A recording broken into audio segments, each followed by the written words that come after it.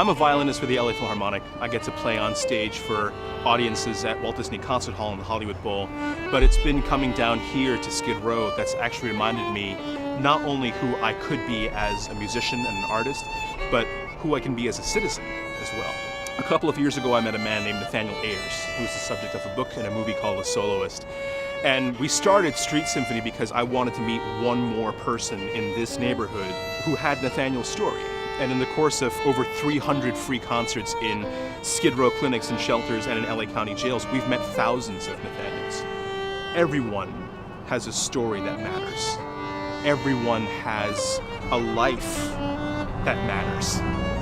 And what we're down here to tell the Skid Row community is that their story matters, and that their lives matter, and that what they care about, that light that they carry inside themselves, along with all the shadow and all the darkness and trauma that happens here, that's been happening for generations in their lives, isn't enough to knock away their humanity.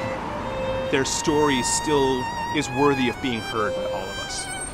One thing that we've learned is that every person deserves access to a creative and expressive life. And when we as artists and citizens give the space to our community to actually tell their story, we are astounded by the generosity and compassion that they turn back and give to us. There are stories of brokenness here, for sure. But there are stories of such resilience and courage and bravery. And when we get to make music with that bravery and with that courage, when we're able to tell those stories through music, we're blown away by the level of artistry that exists here in this neighborhood. So the vision is multifold. Of course, there's an artistic vision for us to do more programming. We are very excited to get involved with the AB 109 and EPIC programs here at the Weingart Center.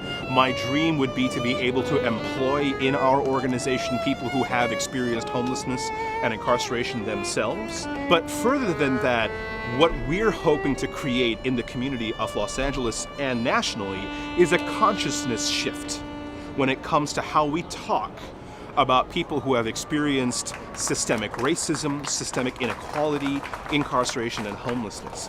It's our job as artists and citizens to shift the narrative.